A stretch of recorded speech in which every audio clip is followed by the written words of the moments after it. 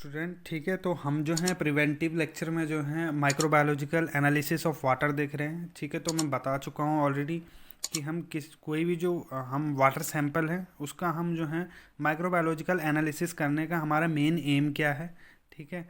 तो हम क्यों करते हैं वो, ठीक है। हमें पता है कि जो वाटर है वो हमारी डेली नीड है।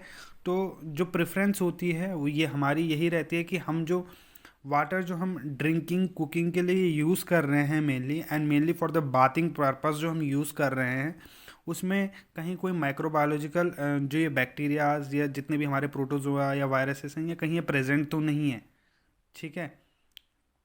तो लेट्स सी, ठीक है। तो हम बहुत देख चुके हैं इसमें पीछे, ठीक है। एंड अगर आपने देखा नहीं है तो प्लीज़ जाके जो है प्रीवियस लेक्चर देख लें एक बार, ठीक है। तभी आपको ये लेक्चर समझ में आएगा, ठीक है। तो आज का हमारा जो लेक्चर है वो है बायोलॉजिकल एग्जामिनेशन ऑफ वाटर, ठीक है। तो मेनली जो है हम प्रिजम्पटिव कॉलीफॉर्म टेस्ट करते हैं, ठीक है। और ये जो टेस्ट है इसको हम जो है दो मेथड से कर सकते हैं। This test can be perform by two methods. तो कौन कौन से मेथड्स हैं? एक है मल्टीपल ट्यूब मेथड्स और एक है मेम्ब्रेन फिल्ट्रेशन टेक्निक मेथड, ठीक है। तो आज हम देखेंगे मल्टीपल ट्यूब मेथड होता क्या है। तो मल्टीपल ट्यूब मेथड क्या होता है, इसमें जो है जितने भी प्रोबेबल नंबर ऑफ हमारे कॉलीफॉर्म ऑर्गेनिज्म होंगे it can be detected in 100 ml of water. तो रिक्वायरमेंट क्या है हमारी इसमें? एक टेस्ट ट्यूब स्टैंड होना चाहिए, रैक होनी चाहिए, मैकॉन्की ब्रॉथ होना चाहिए जिसमें हमारा जो बैक्टीरिया अगर इन केस प्रेजेंट है वो वहाँ पे ग्रो कर सके। मैकॉन्की ब्रॉथ जो है उनके लिए एक न्यूट्रिएंट मीडिया की तरह काम करेगा, ठीक है। ड्यूरम्स ट्यूब होनी चाहिए। तो let me tell you what is Durham's tube.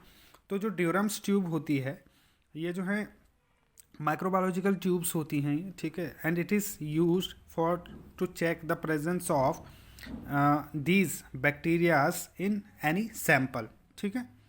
और सैंपल ऑफ वाटर होना चाहिए। ऑब्वियसली बात है, अगर हमारे पास सैंपल वाटर नहीं है तो हम टेस्ट किस चीज़ का करेंगे, ठीक है। नेक्स्ट पिपेट होनी चाहिए, माइक्रो पिपेट होनी चाहिए and incubator for the incubation of our sample, ठीक है। नाउ प्रोसीजर क्या है इसका? प्रोसीजर सिंपल है। क्योंकि ब्रॉथ मीडिया हम प्रिपेयर करेंगे, ठीक है, for the single stand and double stand, ठीक है। ब्रॉथ होता है ये, ठीक है। नाउ जो सिंगल ट्यूब होगी, ठीक है, which are in 3 sets of tube. तो जो पहली ट्यूब होगी उसमें हम 10 ml ऑफ वाटर डाल देंगे and we will mix it with MacConkey broth double standard, ठीक है। Now in the second 5 tubes, जो हमारी जो 5 ट्यूब्स होंगी नेक्स्ट, उनको हम जो 1 ml of water with single stand MacConkey broth जो है हम उसे भर देंगे। And while the third test tube we will set fill with 0.1 ml of water जो हमारा टेस्ट सैंपल होगा, ठीक है। Now with MacConkey broth of single stand and now जब ये सब प्रोसीजर हम कर लेंगे तो उसमें हम क्या करेंगे कि जो हमारी ड्यूरम्स ट्यूब है उसको हम उसमें इंसर्ट कर लेंगे into the test tube and then we will cover it with the help of cotton plug, ठीक है। और ये सारा चीज़ जो हमारा चलता है ये सब स्टेलाइज ट्यूब में चलता है, ठीक है guys, note it down, sterilise tube में चलता है, ठीक है। नाउ अभी जो ये सब है हम इनको जो है इंक्यूबेटर में रख देंगे 48 आवर्स के लिए at 37 degree Celsius which is a suitable temperature for growth of bacteria. तो ऑब्जर्वेशन क्या होगी?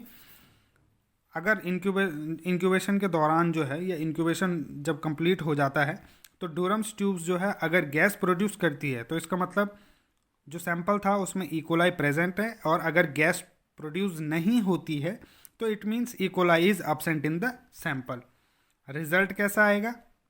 जो इकोलाई की कॉलोनीज हैं if it is present in the sample तो ये जो है स्मॉल होती हैं और साइटिस में जो है मेटेलिक शाइन आता है, ठीक है। ओके गाइस, ठीक है। तो आज का टॉपिक इजी था, सिंपल था, ठीक है। आई होप आपको समझ आया होगा। इन केस अगर आपको कोई भी टर्म समझने में दिक्कत आई होगी तो आप मुझे जो है दोबारा पूछ सकते हैं। Okay guys, thank you, take care.